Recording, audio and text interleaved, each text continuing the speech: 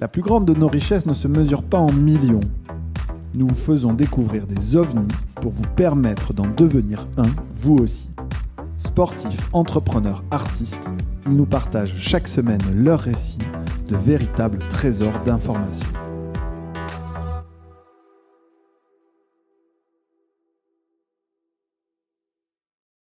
Charles, enchanté. Enfin, on s'est déjà vu, mais content de te revoir encore. Merci de prendre le temps. Donc, enfin, on reprend un petit peu les épisodes des premiers employés parce que ça faisait 5-6 mois qu'on n'en avait pas fait avec OVNI. Et je trouve que ça fait toujours sens parce qu'à chaque fois, c'est des parcours un petit peu différents qui viennent sur les podcasts. Donc voilà, le concept de ce podcast, c'est de permettre à des gens qui sont intéressés par ce parcours pour rejoindre une startup au tout début de l'aventure, de pouvoir se projeter et de voir si c'est fait pour eux ou pas, ce type d'emploi. Et donc l'idée, c'est de vraiment investir tout type de profils qui ont rejoint des startups en tant que premiers employés pour avoir un panel assez large de retours. Enfin, on m'a beaucoup parlé de toi. On a pu prendre un café, donc c'était cool de voir ton parcours et je me dis que ça pourrait faire sens, enfin, si je m'étais dit que ça pourrait faire sens pour toi de venir partager ton parcours sur ce podcast-là parce que, bah, tu étais pas forcément prédestiné à venir dans la tech. Beaver, c'est une boîte qu'on aime beaucoup chez OVNI aussi. Et donc, voilà un petit peu le contexte, de ce podcast, quoi. Hem Merci de m'accueillir.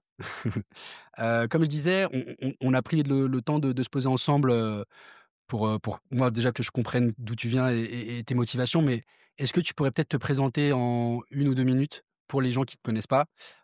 Et ensuite on pourra aller, vraiment dans le vif du sujet. Trop bien. Bah, rapidement, moi, c'est, Charles Laurin, j'ai 25 ans.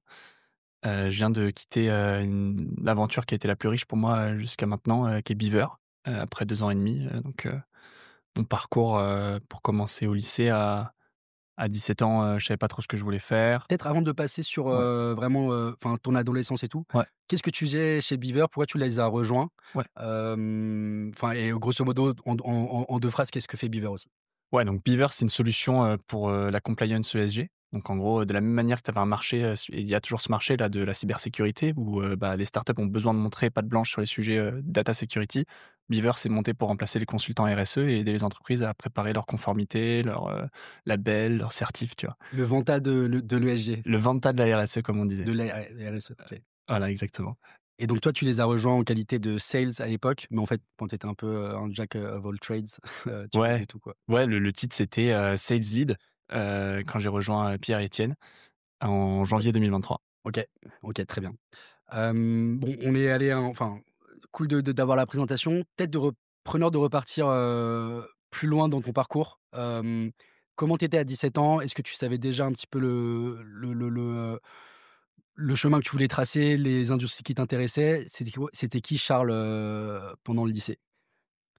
Ouais, moi les industries, je savais pas trop ce que ça voulait dire, à 17 ans. À 17 ans, je changeais de lycée, donc j'ai grandi, moi j'étais plutôt dans le coin de Bordeaux et j'arrive, à Stan à Paris, donc lycée élitiste et je me souviens à Stan, il y a même une semaine pour préparer l'année, donc tu peux t'inscrire en rab et d'avoir une semaine de cours de plus, donc mes parents avaient la bonne idée de me mettre à ça et Ça, c'était j'arrive en et terminale? ouais, terminale, quoi. OK, C'est très rare en plus d'arriver dans ce lycée en ouais. terminale parce ils ont beaucoup de filtres pour s'assurer que tout le monde a une mention très bien et puis j'ai la chance d'être pris et j'arrive et en fait, bah, moi je porte des t-shirts sous mes chemises, j'ai les cheveux longs, je suis plus bronzé que les autres et hem et c'est un peu ça ma place, je crois, pendant toute l'année à Stan, où je suis, le hippie, ou le gars un peu plus cool qui fait de la musique et du sport et j'aimais beaucoup les lettres, mais voilà, je savais pas exactement ce que je voulais faire de mon avenir professionnel. Je savais ce que j'aimais vivre et j'avais beaucoup grandi dans le sport et la musique, quoi. OK, d'accord. Hyper, et donc à l'époque je vais mettre mon truc. Ouais. Donc à l'époque, donc tu arrives à Stan, preneur d'en savoir plus sur, quel genre de lycéen tu étais. Enfin, tu étais le gars cool et tout, mais dans quel environnement tu as grandi? Est-ce que tu avais déjà des parents qui étaient dans la tech? Est-ce que c'était pas du tout le cas? C'était quoi, enfin, tu vois, ton ton approche de ce type de métier? Est-ce que tu avais des gens dans ta famille qui faisaient ça déjà? Ouais, alors, donc ma famille, non, hein. Mon papa, il a failli devenir prêtre, il a fait le séminaire et ma maman, elle avait 3 ans d'avance au lycée et ça l'a bouffé, en fait et Elle était anorexique et en fait, au final, mes parents ont pas du tout fait de grandes études ou de grandes écoles OK. et et ils ont eu, 7 enfants, dont moi et je pense qu'ils ont projeté, ce qu'ils ont pas réussi à faire, sur nous, tu vois? Et ils ont vraiment tout le temps poussé pour qu'on ait, une grande excellence académique. Moi, à 11 ans, ils m'ont sorti du système français pour me mettre dans une école anglaise, avoir, cours le matin, sport l'après-midi. Ça a été vraiment fondateur pour moi aussi et et ouais, ils ont toujours poussé pour qu'on fasse de grandes études. On a une éducation assez traditionnelle, tu vois? OK. Catholique, française, famille nombreuse, quoi. En OK. province, nous, on vient de Niort et voilà, ça ressemble à ça, d'où je viens. OK, très clair. Donc tu arrives à Stan, c'est quoi les tu avais aussi le rugby dans ta vie? Je sais pas si c'était déjà le cas à l'époque? Si, carrément, ouais, ça faisait 10 ans que j'en faisais. Et donc, enfin, comment tu formules ton ambition? Est-ce que ça passe plutôt par le sport du coup? Est-ce que tu arrives quand même à la transférer sur les études? Et ouais, enfin, qu'est-ce qui se passe après le lycée pour toi? Ouais, bah, mon année de terminale, j'étais en rééducation de mon premier croisé, donc dans tous les cas, il y avait pas de ça, mais je me projetais déjà sur l'année suivante et je savais que j'avais envie de reprendre et j'avais envie de jouer. Donc dans mon choix, d'études, je cherchais aussi une opportunité de pouvoir faire beaucoup de sport et quand j'ai eu toutes les différentes écoles ou tu vois, cursus, à suivre, ça a été, le critère numéro un, c'est: «Est-ce que je pourrais faire beaucoup de sport?» Je pensais pas du tout à ce que cette voie me donnerait comme issue professionnelle. Je OK. me projetais pas dans le fait de travailler.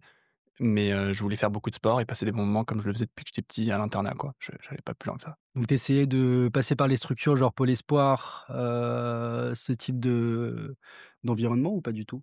Non, en gros, j'avais 3 grandes voies. J'avais, la prépa, hein. La plupart des gens qui sortent de Stan vont en prépa. Moi, j'ai été pris à Stan et à OK. Danielou en prépa lettres. Sinon, j'avais, le cursus anglais, donc là, j'avais contacté les équipes de rugby de Bath, de Exeter, tu vois, Warwick et enfin, il y avait, McGill, à Montréal, où c'était intéressant parce que on avait des frais, moindres en tant que Français, du fait d'accords historiques entre, la France et le Canada OK. Et et donc toi, tu as choisi du coup McGill? ouais, j'ai choisi McGill, sur un programme un peu hasardeux entre histoire et philo. Mes parents avaient peur que je trouve pas de travail et que ça coûte beaucoup d'argent, mais Mmh. en août, juste avant la rentrée, ils m'annoncent que des places se sont ouvertes en business et au final, après réflexion, je fais ce cursus-là, donc ça se décide vraiment juste avant la rentrée et moi, je suis allé là-bas avec le rêve américain d'un enfant de 18 ans, tu vois? Qui devient libre, qui s'affranchit des années de famille, d'éducation assez stricte et là-bas, j'ai pu, ouais, en effet, jouer à fond et vivre des super moments, quoi. Donc, quand tu dis jouer à fond, c'était quoi? Enfin, tu t'entraînais presque tous les jours, sur le rugby? Tu étais dans une perspective de haut niveau? Tu voulais vraiment percer dans ça? Tu crois pas vraiment, mais il y a un programme qui s'appelle étudiant athlète, donc on a ce Ouais. statut et on a accès à des infrastructures incroyables. Il y a beaucoup de fonds aussi derrière dans le sport. C'est une belle image là-bas aux États-Unis, au Canada et heu et donc on avait, 3-4 entraînements par semaine. On devait aller à la salle 3 fois par semaine, puis tu avais match le week-end, c'était pris, quoi. OK. Hem, Ça O ressemblait à ça. Quand ouais, tu donc arrives, à 18 ans, tu es un first year, donc c'est difficile de rentrer dans l'équipe aussi. Et moi d'ailleurs la première année en universitaire, j'ai eu du mal à rentrer dans l'équipe 1 et j'ai trouvé, je revenais de mon croisé, j'avais du mal à me montrer à l'entraînement et au final j'ai pu, être pris en sélection Québec parce que là, ils m'ont fait des essais, je me suis senti bien et je me suis en première année développé surtout grâce à la sélection. tu as joué pour le enfin, tu as joué pour le la région du Québec, en gros, Ouais, dans c'est l'équipe ça. 1? OK. D'aller à New York, Tu avais une scholarship avec, McGill? Enfin, ils font ce type non, de il y avait pas de bourse. OK. Mais on paye déjà beaucoup moins cher qu'au UK et je conseille vraiment cette voie, d'ailleurs, Alors s'émanciper, ouais, c'est malheureusement, moi, sur le judo, c'était pas du tout un sport universitaire, tu restes en France. ouais. Mais OK. Et donc toi, à ce moment-là, tu penses qu'au rugby, en fait? Tu penses pas forcément à l'après-carrière? Pour ça m'amuser, j'ai envie je me mets dans un groupe de rock aussi, tu vois? Et je fais de la guitare, on chante et j'ai l'impression de vivre un rêve et je vais en cours parfois et tu vois, j'ai 18 ans et ouais, je pense surtout à optimiser le bon temps et ce qu'on appelle le temps libre quand on est un enfant et j'ai Ouais, encore cette mentalité à cette époque-là, tu vois? OK, OK. Et donc tu fais 3 ans là-bas, Ouais, 3 ans le et demi. bachelor? Ouais, c'est ça. Qu'est-ce qui se passe côté rugby, et qu'est-ce qui se passe ensuite? Comment tu arrives, sur la les plages de Barcelone?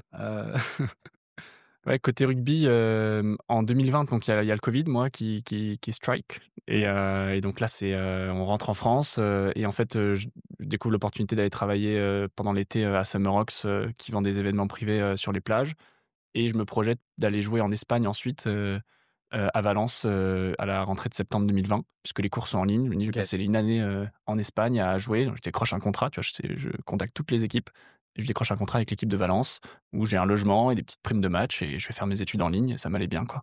Je me suis dit que je me mettrais au padel au passage et que j'allais vivre une belle année. Puis premier entraînement, je me fais les croisés. Donc je rentre en France, en ambulance, de Valence à Niort. OK et Voilà. après petit séjour à Cap-Breton Ouais, pour après les j'ai fait études. plusieurs séjours à Cap-Breton. J'ai croisé tes collègues aussi, du judo. Mmh, mmh, Ça, mmh. c'était mon 2e croisé. OK. Donc bon là, j'imagine que tu t'écartes un peu du rugby après toutes ces blessures, surtout c'est Ouais, quand même c'est les 2 ça, plus grosses blessures, que tu peux avoir en tant que sportif. Hem, c'est quoi ton expérience à Summer Rocks?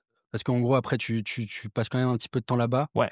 Tu faisais quoi? Tu faisais du sales? Tu allais voir les gens, sur la plage et tu les convainquais de rejoindre le festival? Comment ça se passait? Ouais, c'est ça. En fait, donc Summer Rocks, ils vont négocier des deals avec des boîtes, avec des bateaux, avec des hôtels, des grandes piscines et ils vont Ouais. organiser des beaux événements pour les touristes OK. et hem et donc notre rôle, c'est très pyramidal, mais ceux qui sont tout en bas de la pyramide, donc quand tu arrives, tu as 20 ans, tu fais ça, ou 19 ans même, tu vends des soirées. Donc tu vas voir des inconnus, tu leur promets, de belles choses et tu essaies de les convaincre de pas seulement, prendre ton flyer et partir, mais vraiment faire la vente sur le moment et donc te faire une transaction, que ce soit sur Lydia, Revolut. Moi, j'ai accompagné tout le temps les gens au distributeur pour avoir du cash et c'est une vraie vente, quoi et ça peut être parfois 1 000 € d'un coup, tu vois? Si OK. tu vends, une énorme table à un groupe de 15 Suédois avec un peu d'argent. OK. Tu fais ça pendant combien de temps? Je fais ça d'abord 2 étés en tant que saisonnier, Ouais. en revenant du Canada, tu vois? Et après je fais ça en 2022, je reviens, sur l'équipe internationale et c'est vraiment ce que je considère être mon 1er job, je suis à temps plein et je le vis pas comme un job saisonnier, j'ai plus d'études derrière, je viens vraiment pour commencer ma carrière et continuer de grandir aussi en tant que coach, formateur, manager, dans cette boîte où tu grandis de manière pyramidale. Donc c'était quoi? C'était 8 mois? Enfin, le temps de l'été ou? L'été, c'est des saisons qui durent 3 à 4 mois, donc moi je faisais, une partie de ça et ensuite, ouais, de janvier à septembre 2022, OK. c'est ça, avant de commencer mon 1er taf ensuite, en France. OK. Donc en gros, tu charbonnes quand même pas mal c'est quand même un travail, de charbonneur, quoi. Tu vas voir les gens, tu dois Ouais, les convaincre, tu dois avoir un peu de bagot aussi. ouais. Hem, qu'est-ce qui se passe dans ta tête pour, aller chez Beaver? Déjà, comment ça se fait? Comment tu as vent de l'opportunité? Parce que tu arrives, je crois 3e employé à l'époque ou 1er employé, mais il y avait déjà les 2 cofondateurs. Ouais. Comment tu as eu vent de l'opportunité et pourquoi tu t'es dit que c'était pour toi? Parce que c'est pas vraiment le même, univers. Ouais, bah, déjà je me suis dit: «J'aurais pu rester à Barcelone», tu vois? Tu gagnes super bien ta vie. J'ai OK. jamais, touché un aussi bon salaire que quand j'étais là-bas, jusqu'à ce jour, tu vois? Vraiment, on gagne énormément d'argent les gens nous voient comme des gars un peu, sur la plage, on paye des de ouf, mais sur les 200, les 10 qui vendent le plus, sont très performants OK. et Toi, tu étais dans les meilleurs performeurs? ouais, bah, je venais vraiment que pour vendre. Donc OK. j'allais pas aux soirées et j'étais là pour vendre et je me défonçais, j'adorais ça et j'aimais bien le côté compète aussi. On était, tu vois, tous au même niveau Ouais, OK. et ça, j'adorais et ensuite, je rentre en France avec ma copine et donc je trouve un boulot, je me dis: «J'ai envie de monter des trucs», je sens que j'ai pas envie d'une très grosse boîte, je le sens. C'est la seule chose que je sais à mon sujet et donc je trouve un cabinet de recrutement qui recrute, son 1er employé. Ils disent qu'ils ont pas de bureau, moi ça m'attire et je rejoins un petit cabinet de recrutement dans la tech, hem et littéralement, on va monter le bureau IKEA, ça m'attire en fait, ça dure que quelques semaines parce que je me rends compte que j'ai pas énormément de fit avec les personnes, j'ai pris ce boulot, un peu par défaut et j'ai la mission aussi, à l'époque me nourrissait pas assez intellectuellement, je pense et donc je quitte, au bout de quelques semaines et on se retrouve là en décembre 2022 et j'ai découvert Welcome to the Jungle parce que j'étais dans le recrutement. J'ai découvert la tech aussi à ce moment-là et je cherche un boulot où il y a marqué qu'il y a pas beaucoup d'employés. C'est la seule certitude que j'ai, hem et donc là, je mets le filtre, 1 à 15 employés et je tombe sur une offre de Beaver qui s'appelait, Sales Lead ou Head of Sales, je sais plus. OK. Comment tu fais pour, tu vois, Beaver, le fondeur, il vient du BCG, CTO, c'est Samsara, Ouais. donc c'est des gens qui ont des grosses, références et tout. Comment ça s'est fait, pour toi de rentrer dans le process de sales lead? Parce que tu viens d'un monde où il y a pas de produit, il y a pas de stratégie grosse, il y a pas de tu vois, comment tu as réussi à les convaincre, sur l'entretien? Comment ça s'est passé l'entretien et qu'est-ce qui a fait la diff, selon toi? Ouais, mais ça, je sais pas encore. C'est vrai qu'avec les filtres qu'on avait, ensuite quand je suis arrivé et quand moi je recrutais, on m'aurait jamais recruté et c'est vrai que parfois je me dis: «C'est une bonne pioche pour tous les 2. Hem, je dirais pas que j'avais pas de produit, je on le produit était vraiment différent sensiblement, ouais et la stratégie de croissance c'était, vendre quoi. C'est vrai que c'était pas hyper développé et quand tu arrives, Pierre utilise beaucoup d'acronymes. Au début, je comprends rien, je prends des notes et je vais regarder sur internet et au premier call, heureusement, c'est surtout moi qui me présente et ensuite je peux poser quelques questions et je me prépare énormément pour le deuxième call où j'ai essayé de comprendre ce que ça veut dire SaaS, tu vois? Ou OK. RSE, j'avais pas compris ce que faisait Beaver, mais j'ai de la chance, c'est qu'eux non plus à cette époque et hem et en fait, très vite, il y a le très vite dans l'entretien, on se retrouve à prendre une bière avec, Pierre et Étienne et ça, c'est un exercice dans lequel, pour le coup, je suis assez à l'aise et c'est l'occasion de leur demander pourquoi ils font ça, pourquoi vous entreprenez, qu'est-ce qui vous attire, vous venez d'où? Et en fait, c'est en effet de profils, très analytiques, très intellectuels, tu vois? On a X, HEC, grand cabinet de conseil, en effet et hem et je sens tout de suite qu'on est hyper complémentaires et que, je peux énormément apprendre d'eux et en même temps, moi, j'avais peut-être pas de produit de CRM et tout ça, tu vois? Mais Mmh, mmh mh. mais Pierre, il avait grandi à Versailles, il a fait sa prépa à Versailles, il allait à HEC, puis il allait au BCG. Peut-être qu'il avait pas non plus, le côté hustler ou, Sales, ou ouais. ou full démerde que moi j'avais vécu et donc ça ensemble, ça pouvait faire quelque chose de top, quoi et OK. on l'a vécu. Tu as fait que cet entretien-là? Tu as pas fait plusieurs entretiens dans d'autres startups, pour, être certain que tu voulais rejoindre cette startup-là? Si, maintenant que tu le dis, j'étais aussi en process, chez Matera et OK, chez Alan et OK. voilà et donc chez Matera, j'avais l'opportunité d'être SDR. Je sais pas ce que ça veut dire, mais j'étais content qu'on me porte de l'intérêt et Alan, c'était un poste, account exécutif. OK et donc toi, tu as choisi Beaver vraiment parce que c'était, la typologie de boîte où il reste tout à faire et en plus de ça, tu aimais bien le moteur, des fondateurs, quoi? Surtout, j'aimais beaucoup les fondateurs. OK. J'ai rejoint juste pour ces 2 personnes-là que je trouvais, brillantes, que j'admirais énormément et que j'admire encore aujourd'hui et j'avais rien compris au reste. J'avais rien compris du tout. Juste, je m'étais dit: «Waouh, trop bien la bière» et je suis allé sur ça, quoi. OK. Est-ce que tu te souviens de ton premier jour? Est-ce que tu as des anecdotes à raconter? Et après, preneur de déboulé sur tes missions, qu'est-ce que tu faisais, chez Beaver? 1er jour, onboarding à Station F, donc là, je rentre dans la start-up, tu vois? J'ai un sac, je m'habille, bien quoi et j'ai un peu de pression et une fois l'onboarding fait, je retrouve Pierre et Pierre me dit: «Allez, c'est parti, on a un call» et là, il me met dans un call et je dois le shadow et le coacher sur ce qu'il fait.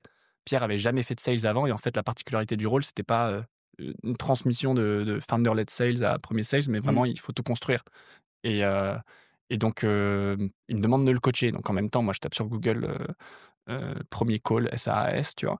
Et je me dis: «Il faut que tu dises des trucs». Je lui ai quand même vendu pas mal de choses en entretien et là, c'est un moment assez marrant où, à la fin, il me demande de débriefer, il me demande mes notes et tout et moi, je le conseille alors que j'ai aucune idée de ce que je dis. J'ai vraiment aucune idée de ce que je dis. Je trouve des frameworks, de qualification comme Bant pour la première fois et et ouais et je suis complètement puceau des sales, tu vois? Et ça, c'est un peu le premier call où je vois comment ça se passe. C'était avec une boîte de textile, dans le Nord et Pierre m'a donné ça, donc il était 10 heures et j'ai compris que ça a été vraiment, un moment super fort parce que j'ai compris que j'allais avoir du leadership et que j'allais pouvoir dire des choses et que ça servirait à quelque chose. Et ça, c'était un moment immense où le CEO, alors c'était une boîte qui est CEO de personne, hein, mais le CEO me demandait quoi faire et j'ai adoré en termes de ce que ça me donnait comme place pour m'exprimer.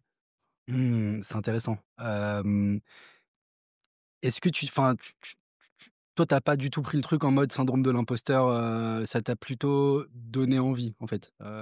Ouais, c'est tellement stimulant. Je l'ai eu après le syndrome de l'imposteur quand ça a commencé à grandir et que les gens me disaient: «Ah, c'est toi le dev sales de Beaver?» Je dis: Ouais, mais j'ai pas d'équipe» et ouais, ça peut-être plus tard, mais au début, je me souviens, un premier one to one avec Étienne, je respecte, tu vois, les gars qui ont ce genre de parcours. Il me dit: «Charles, faut que tu prennes du leadership, faut que tu nous expliques comment ça se passe» et intérieurement, je me dis: «Mais je sais pas comment ça se passe moi» et en fait, derrière, je lisais des bouquins, je regardais des vidéos YouTube et c'était ma seule manière d'apprendre. Je me suis vachement nourri des ressources de Gong et OK. je crois beaucoup à la théorie, pour apprendre. Moi, j'ai étudié une mineure en philo, donc j'avais aussi pas mal bossé sur le fait qu'on peut apprendre aussi de manière rationnelle et c'était quelque chose qui m'était cher et donc j'appliquais tout simplement ce qui était écrit dans la science, et la théorie fine des sales qui était Gong pour moi. OK. Parce que tes missions, c'était principalement du sales? Ou alors vu que tu étais quand même le 3e employé, bah, en fait, tu devais aussi t'occuper du recrutement, peut-être, des aspects produits, ops? Ouais, la fiche de poste, c'est générer du revenu. Je pense qu'on s'est trompé d'ailleurs à l'époque, on se mettait des objectifs d'ARR alors que, tu vois, à refaire nos objectifs et quand j'ai ouvert d'autres pays, on l'a plutôt fait comme ça. Ça devrait être de comprendre nos clients, essayer d'aller leur parler, mais de poser des questions plutôt dans le but de savoir, quels sont leurs problèmes, plus que, essayer de leur vendre quelque chose qu'on n'a pas encore. Donc c'est vachement important au début et ensuite naturellement, bah, tu vas aider à recruter, à faire un peu de marketing, et en fait, quand j'ai regardé mon taf sur la première année, je me suis rendu compte que j'étais, ce qui correspond, founder associate, Mmh. chief of staff, avec, un fort ancrage, sales quoi. OK, Mais, ouais, il y a forcément un peu de tout quoi. OK. Est-ce que bon, tu as fait 2 ans et demi chez Beaver, donc là, on parlait du tout début, mais en fait, la boîte se développe très bien. Ouais. Aujourd'hui, ils sont plus de 50 ou 60. Ouais, je crois qu'ils sont à peu près 50 là, ouais. Ouais. Beau tour aussi avec, des beaux investisseurs, enfin, ça marche bien pour eux. Même si c'est encore le début, mais toi, tu es vraiment arrivé au tout, tout début. Est-ce qu'il y a eu des Est-ce que tu te souviens de moments particulièrement galères? Est-ce que tu te souviens de belles victoires aussi? Enfin, tu vois, tu disais que c'était une expérience qui t'avait vraiment enrichi. C'est quoi le retour que tu peux faire sur cette XP? Ouais, c'est hyper riche. Donc, si tu tombes sur la bonne boîte et les bonnes personnes avec qui, le vivre, parce que c'est vraiment une aventure que tu vis, ça peut changer ta carrière. Moi, je considère que ça a vraiment changé la manière dont je vois le travail et mes compétences aussi. J'ai pu tellement apprendre. Sur les galères, on en a vécu, je sais pas si la question était au pluriel ou pas, mais on en a vécu, genre, tellement. Je pense qu'il y a un moment un peu de crise où on est en avril, donc moi j'avais rejoint tout début janvier et là, on se sépare de stagiaires. C'est rare, tu vois, d'écourter une période de stage. Moi, j'avais un stagiaire aussi à l'époque, on s'en sépare. Pierre et Étienne me disent qu'en gros, va falloir qu'on se focus, va falloir qu'on fasse un truc bien parce que là, dans le pipe, il y avait tout et n'importe quoi.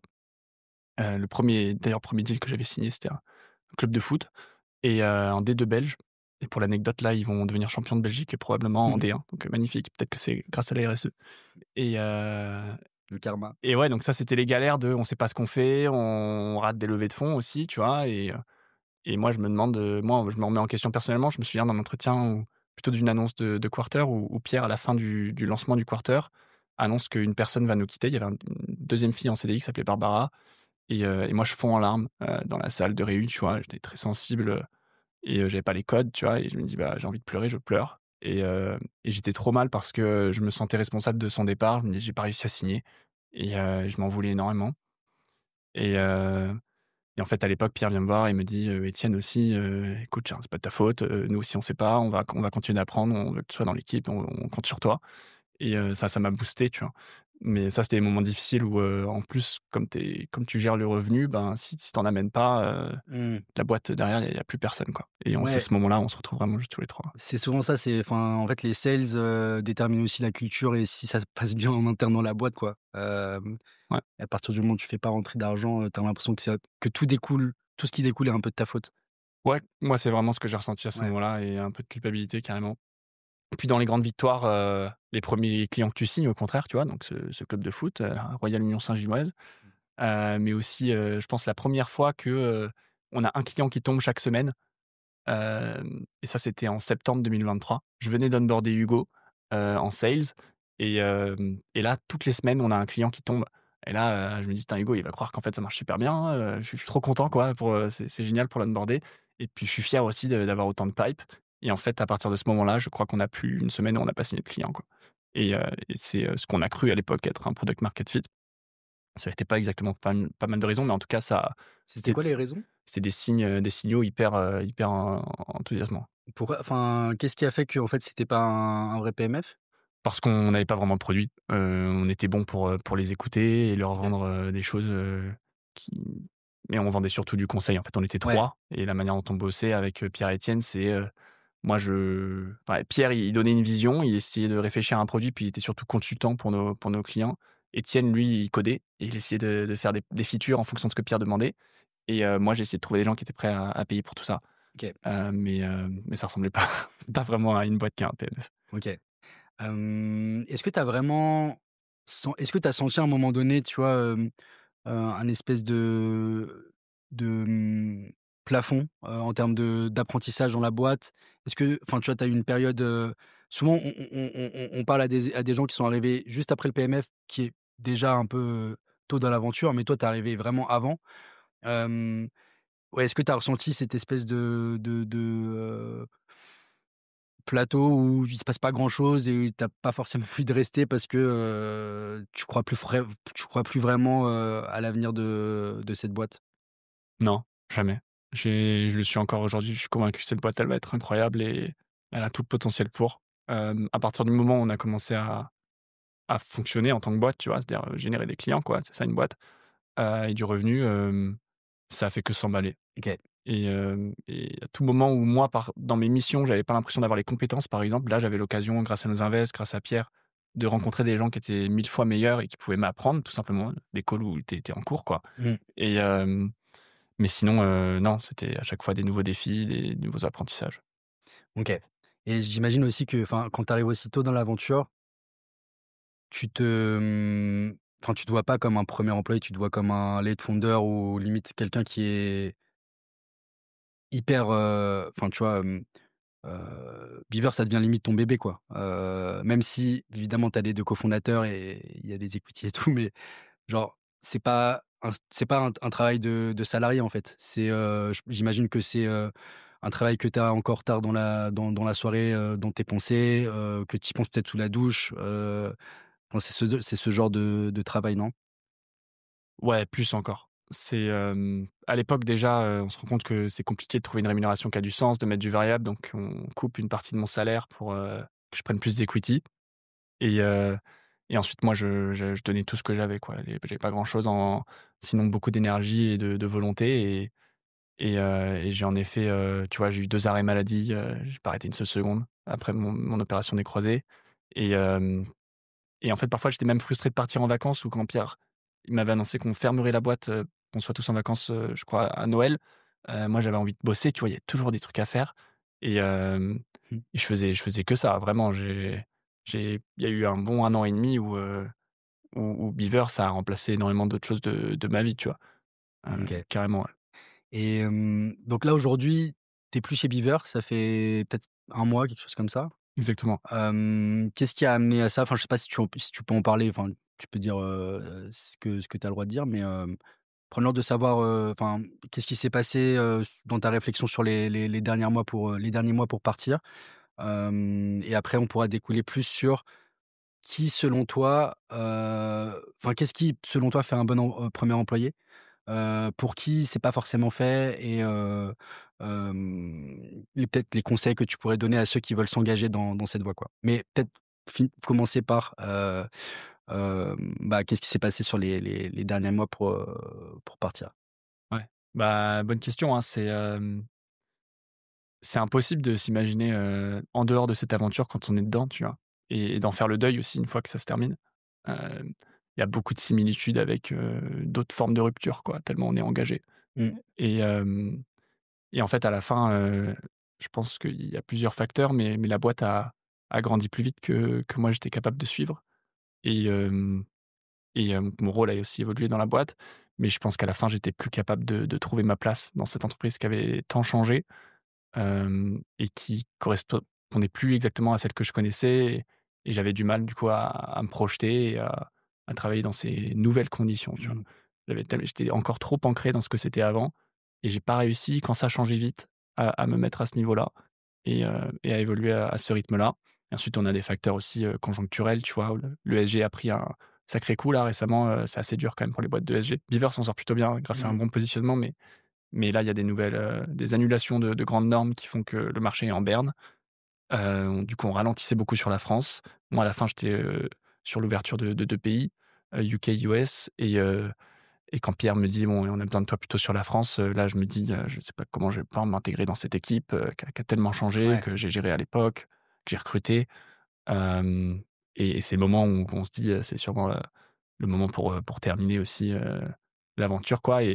Même si, finalement, la boîte va encore vivre, bien plus de choses et on est au tout début de l'aventure Beaver, on va avoir des grandes choses pour cette boîte, c'est sûr.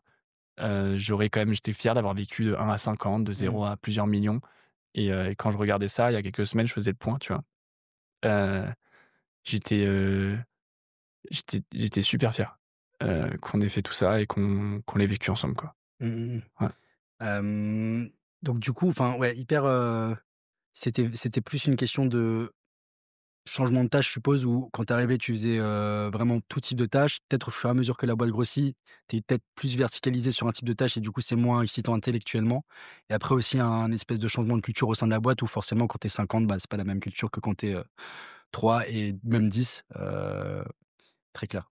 C'est tout à fait ça. Mais c'est même ça, tu vois, c'est source de plein d'apprentissage et Mmh. ça me nourrit aujourd'hui. Je peux faire le point, me comprendre aussi à la lumière de, ce que j'ai pas réussi à suivre ou à faire à cette époque.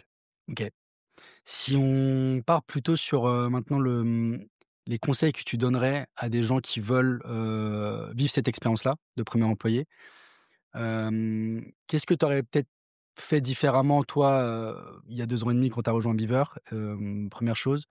Deuxième chose, est-ce que tu penses que c'est un métier qui est fait pour, tout le monde? Hem et ensuite, tu donnerais quoi comme conseil, ouais, à quelqu'un qui rejoint une boîte, aussi early? C'est quoi les erreurs à pas faire? OK. Déjà, je pense qu'il y a ça s'est plutôt bien passé par rapport à toutes les raisons qui auraient pu faire que ça se passe mal. La plupart des startups, une boîte, elle est vouée à mourir, elle est en permanence en train de se battre pour sa survie, tu vois? Et ça peut être, qu'elle meure dans 10 ans ou dans 1000 et ou dans 1 an comme la plupart, hein. Et nous, on a la chance de bah, la boîte, elle vit encore aujourd'hui et donc il y a des choses qu'on a quand même super bien faites. Ensuite, dans les erreurs, le recrutement, évidemment, on recrutait trop vite, recrutait mal, tout ce qu'il y a dans les livres, en fait, où il y a marqué startup 101 et ça te dit les 10 trucs à pas faire. Tu es obligé de les faire pour les apprendre et ça, pour le coup, je te parlais au début d'avoir un peu de rationnel, de faire confiance à la théorie, en startup. Là, on a vraiment coché toutes les cases, des erreurs à faire et c'est celles-ci qui te font grandir et hem et ensuite, sur ce que moi j'aurais voulu faire différemment, je pense que, j'aurais voulu, plus lire et m'instruire, au moment où, la boîte commençait à prendre pour pouvoir bien suivre le rythme. Je pense qu'il y a eu un passage où, j'étais trop opérationnel, j'ai pas pris assez de recul sur ce que j'étais en train de vivre et ce que j'étais en train de faire OK. et j'ai pas été capable du coup aussi de me mettre à niveau, tu vois? Tu avais la tête dans le guidon en gros? Enfin, Ouais, tu as eu du mal à, à prendre du recul sur la boîte? ouais. Ouais, j'avais du mal à comprendre ce qu'on était en train de faire et de vivre et de me projeter parfois à plus de 6 mois, 1 an, je me souviens, j'avais la chance avec Pierre, j'avais un déjeuner, tous les midis, tu vois? Heu, donc on était super proches et on partageait beaucoup et je sentais que j'avais du mal à élever le niveau de conversation et à m'aligner aussi sur Mmh. la vision assez stratégique. OK. Ça m'a pas mal manqué au début, et c'est quelque chose aussi sur lequel j'ai du coup aussi, beaucoup grandi, grâce à ça, quoi. Eux, comment ils faisaient? Parce que c'est vrai que quand tu es normalement, c'est plus les fondateurs qui sont, aussi la tête dans le guidon. Eux, ils arrivaient à prendre du recul justement? Heu, Pierre, c'était son métier, de regarder et conseiller les gens et de prendre du recul. OK. Le plus dur, c'est toujours de faire, tu vois? Hem, ensuite, je pense qu'il y a plein de fois où on n'arrivait pas à prendre du recul, mais ils étaient quand même assez bons pour parfois en mid-quarter, mettre un petit off-site ou prendre un petit déjeuner ou quelque chose pour vraiment sortir la tête de l'eau. Mais c'est très difficile, quoi. C'est très difficile de dire non à ce client, de dire non à cet appel ou d'enlever une journée de travail parce qu'on a envie de se former. On se dit toujours que c'est pas un bon investissement alors que c'est forcément un bon investissement Mmh. et hem et Pierre, il a quand même, cette maturité pour, s'en rendre compte et avoir, enfin, se donner les opportunités aussi de prendre du recul. OK. Tu penses que, un premier employé, il doit forcément être aussi impliqué personnellement que toi, tu l'as été? Chacun a son rapport, au travail, ça dépend de la personne, ça dépend aussi de la boîte et de l'environnement dans laquelle, elle est en train d'évoluer. Moi, je me serais pas vu faire autrement. Je suis hyper engagé dans ce que je fais et dans ce que je vis, de manière générale, que ce soit pour mes projets en side ou pour, l'entreprise pour laquelle je me donne, tu vois? Mmh. Et je considère que, dans ce contrat où en fait tu échanges des points de vie, tu échanges des années de ta vie, contre, une rémunération et surtout énormément de choses, à apprendre ensemble. Tu te dois d'être, à un niveau hyper élevé d'engagement et il faut être prêt à vivre ça et à donner ça, parce que la plupart des échecs, de recrutement en early stage, c'est justement des personnes qui sont pas particulièrement faites pour survivre, dans ce et surnager aussi dans ce rythme. C'est quoi pour justement sur ça, c'est qui ces personnes? Pourquoi quand tu vois quelqu'un qui tu sûrement fait passer plein de recrutements, c'était quel type de profil où tu te disais: «Mmh, ça va être compliqué pour toi, je pense que c'est pas fait pour toi ce type d'expérience»? C'est des qualités, ce qu'on appelle soft skills, tu vois? Et nous, on regardait beaucoup leur propension à l'action. C'est-à-dire, face à un problème, à quel point tu réfléchis, à quel point tu fais. Et souvent ça il faut avoir un mix des 2 quoi.